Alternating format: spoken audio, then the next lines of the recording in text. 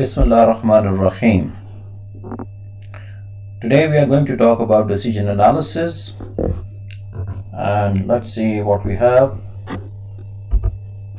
The chapter includes components of decision making without probabilities, which is an uncertainty environment, decision making with probabilities, risk environment, and decision analysis with additional information when we have to make sequential decisions, and then utility.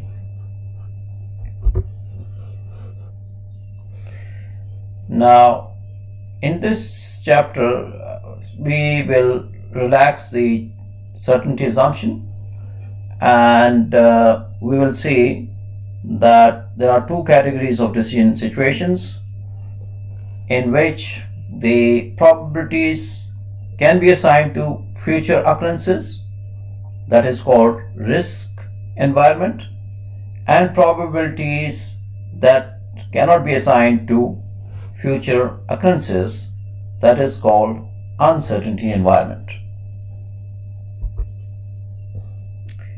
The components of decision making include the state of nature, which is an actual event that may occur in the future,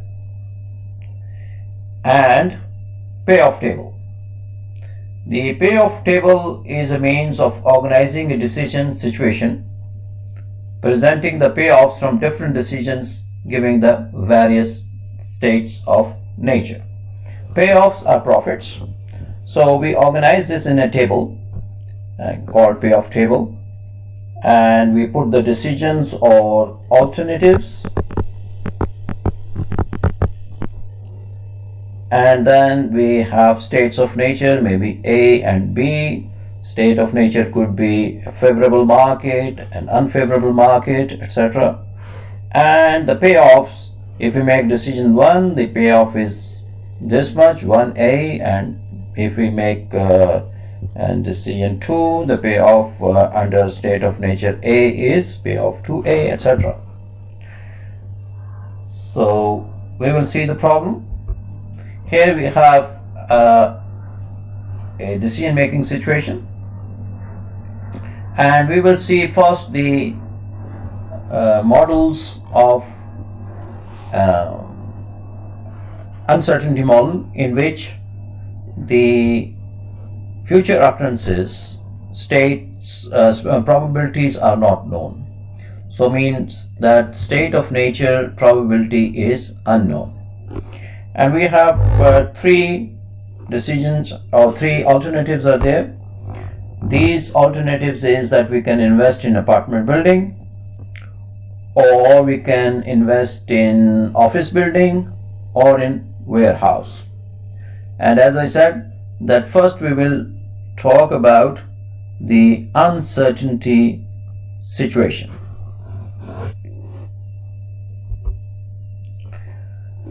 So let us say we have this, we have organized this in a payoff table. We have a decision or alternatives here, and we have states of nature, good economic condition or poor economic condition. And we have these three alternatives here, or three decisions are there: apartment building, office building, or warehouse. In this example, we don't have do nothing. Please note that do nothing is also a decision, and it's like a default decision, but we have not included that in this example. So we have only three alternatives here, and the payoffs are given according to the decision we make and whether the conditions are good or economic conditions are good or poor. And when we have the uncertainty environment, we don't know the probability of the states of nature. The probability of the state of natures are unknown. Probabilities unknown.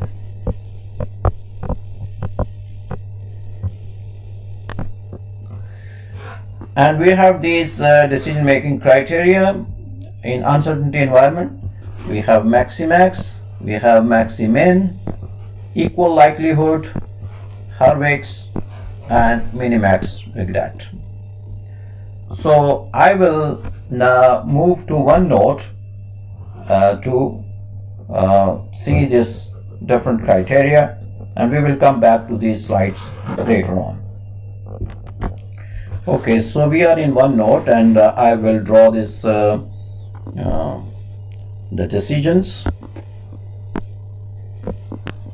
in the payoff table. Sorry, we have alternatives here.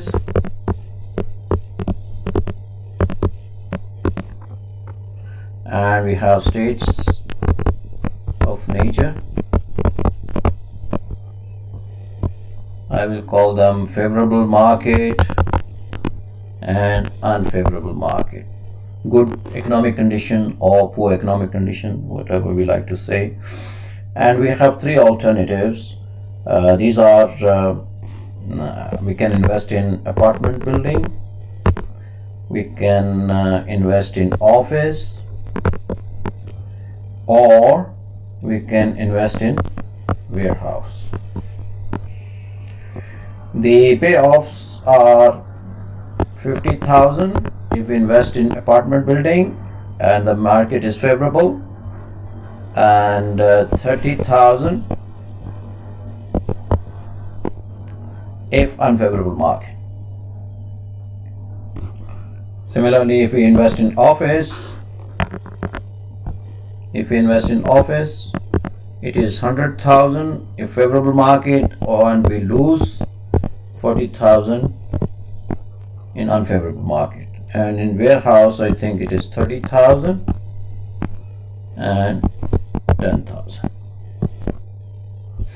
So we will see the criteria first. Let's say our criteria is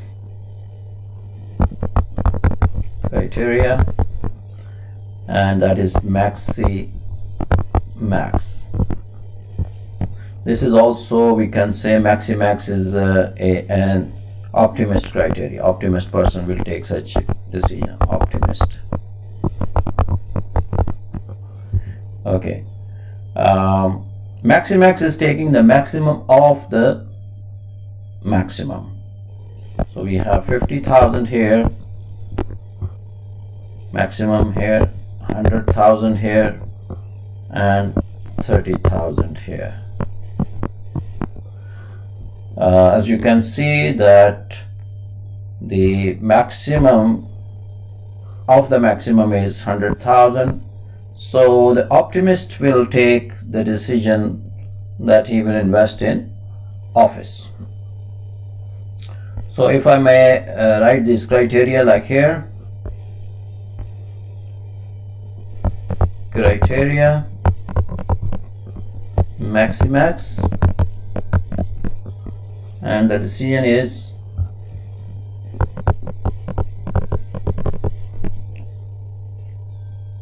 office building.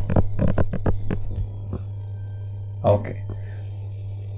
Next we will see another criteria, which is the maximin criteria.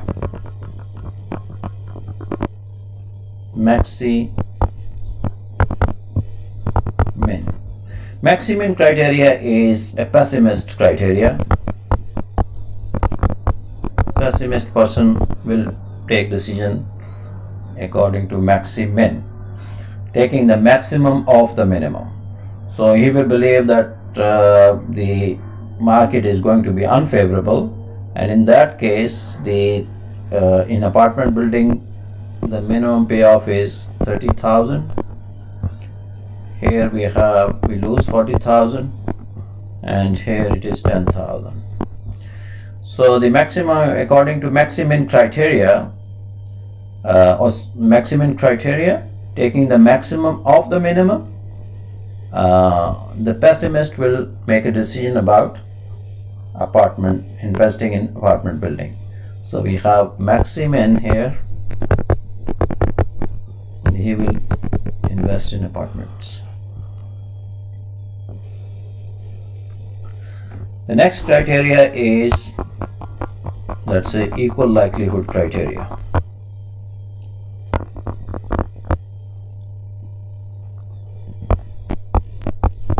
Equal likelihood,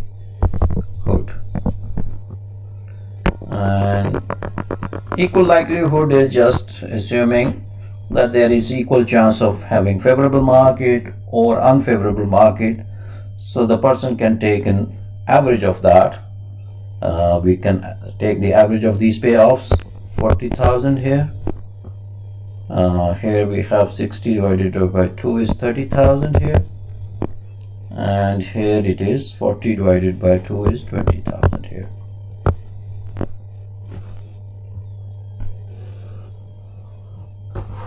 So according to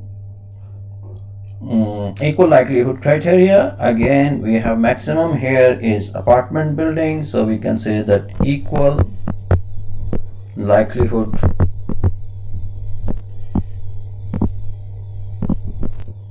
is again apartment buildings.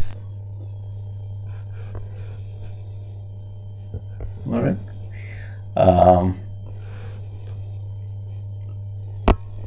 Then we have the next criteria is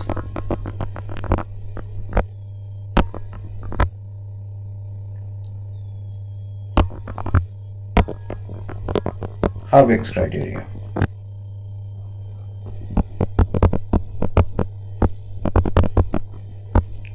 It's also called realist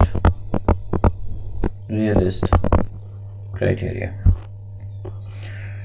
Here the person is trying to be a realist, so he may say that I think there is a 40% chance that the market will be favorable and a 60% chance that it will be unfavorable. So he's putting kind of a alpha value, we call it alpha, which is the coefficient of realism. Alpha is equal to 0.4, let's say. He can select any according to his own judgment, and 1 minus alpha is then equal to 0.6. Then just weight it, and 50 multiplied by 0.4 is 20,000, and 30 multiplied by 0.6 is 38,000. So we have 38,000 here.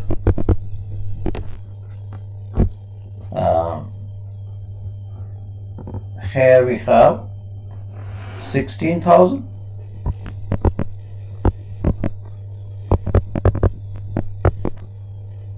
And here we have 18,000. So again, we see that this is the maximum here, and again we have the apartment building. So Hurwitz again is suggesting, according to the alpha, the coefficient of realism, it is again apartment building. Decisions and criteria. All right.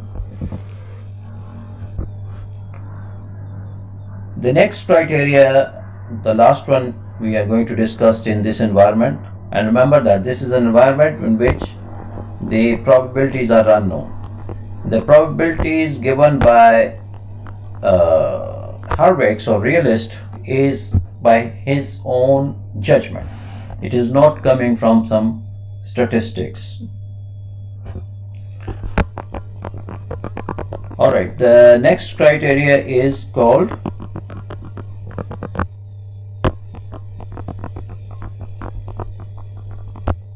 minimax regret. Minimax regret. For minimax regret, we will draw the same table with same alternatives and states of nature, but instead of payoffs, we will put regrets here. So here is a regret table,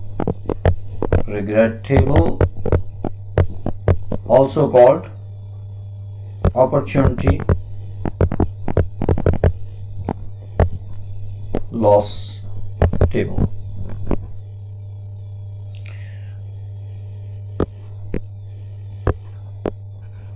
So we have the same alternatives here and states favorable market, unfavorable market. We have these three alternatives: apartment building, office, and warehouse.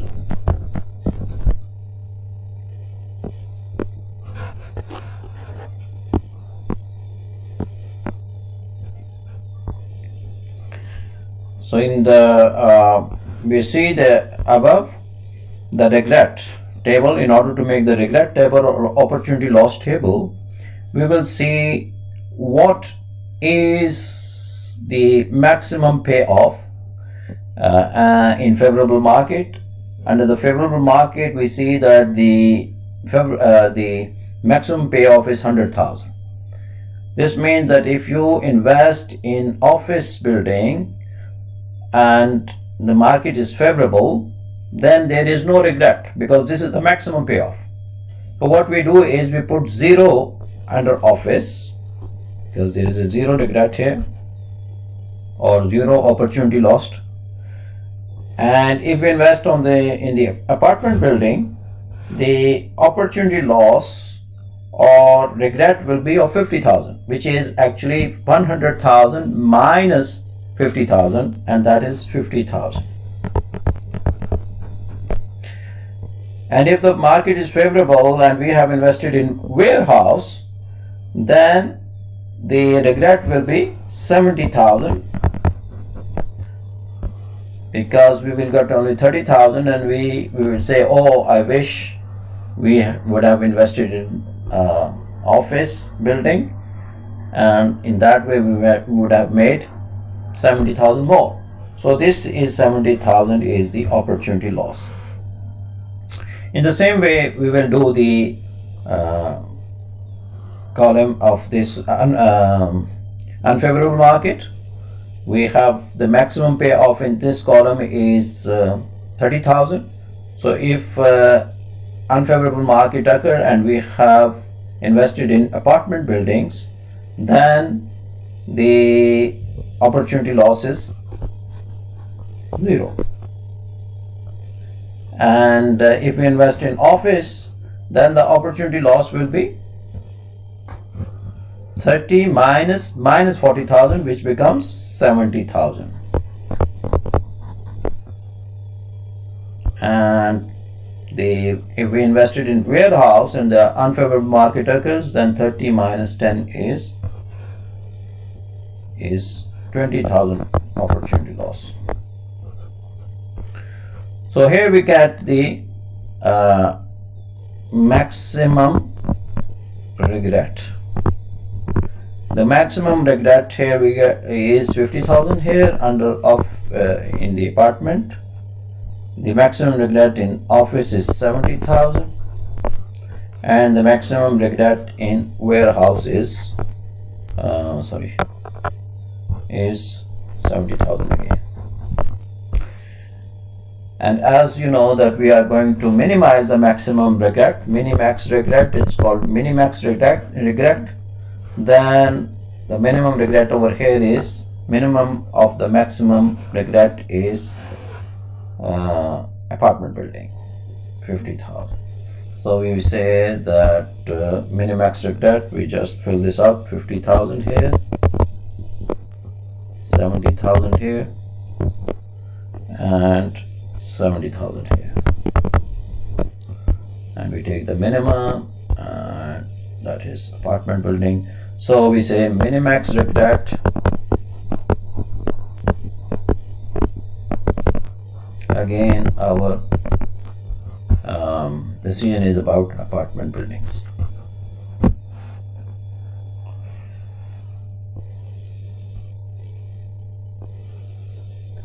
The next environment which we are going to discuss, this environment we discussed is uncertainty environment. In uncertainty environment, the probability of the states of nature are unknown.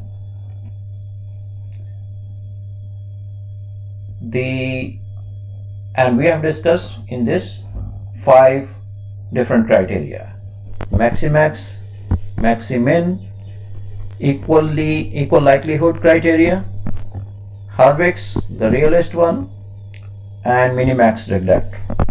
Equal likelihood is also called Laplace as well. So these 5 criteria we have discussed in the uncertainty environment. Now we will discuss the risk environment. The risk environment, we will have 2 models. We have 2 models. These are called expected value, maximum expected value, or maximum expected monetary value, and minimum expected opportunity loss. These are the 2 criteria. So let's discuss these. I'm going to remove this one.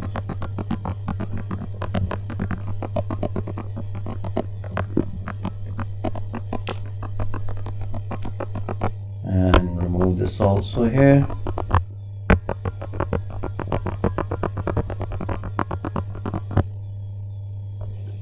We will need the regret table, and we will remove this one also.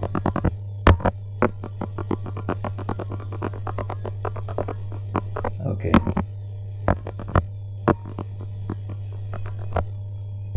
So let's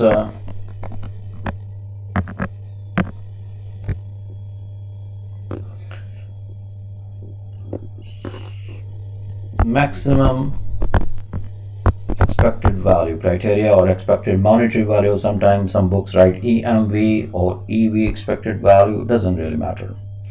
Let's say in this risk environment, the probabilities of occurrences of state of nature is known. So let's say the favorable market has a probability of 0.6 and unfavorable market is 0.4.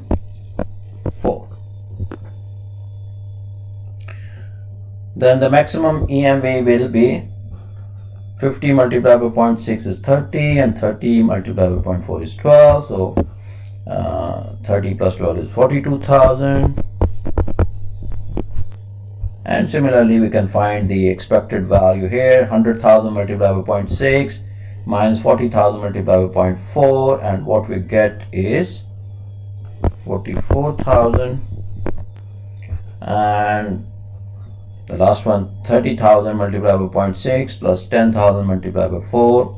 30 multiplied by 0.6 is 18, and this is 4, so it becomes 22,000. We take the maximum expected value, so the decision will be office building.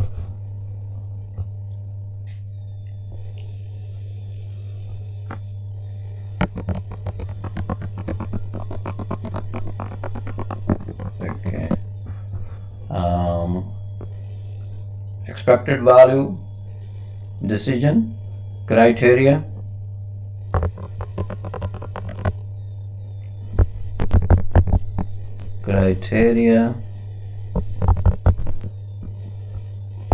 And decision.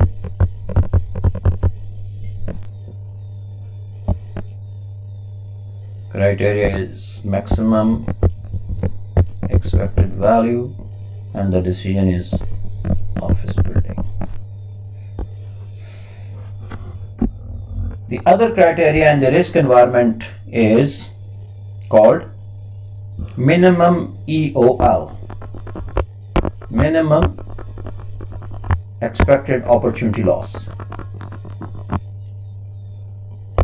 Minimum EOL.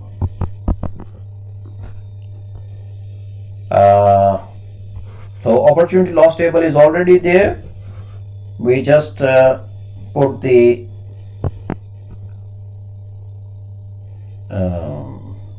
probabilities of occurrences 0.6 and 0.4, and here we have now expected opportunity loss. Expected, why? Because we are weighting according to the probabilities here. So 50,000 multiplied by 0.6 is 30,000 here. 70,000 multiplied by 0.4 is 28,000. And 70 multiplied by 0.6 is 42. And 0.4 to 8. So this becomes 50,000. And the criteria is minimum EOL. So minimum is 28,000 and we will invest in office. So minimum EOL criteria is here 30,000. This one is 28,000 and this one is 50,000. And the minimum EOL again is office. It may be noted that maximum EMV or maximum expected value criteria and minimum EOL criteria both give the same decision. One thing we would like to find out is the expected value of perfect information. Expected value of perfect information, we call it EVPI, which is equal to expected value with perfect information minus maximum expected value. Expected value of perfect information, let's say a consultant is there and he says that I can give you a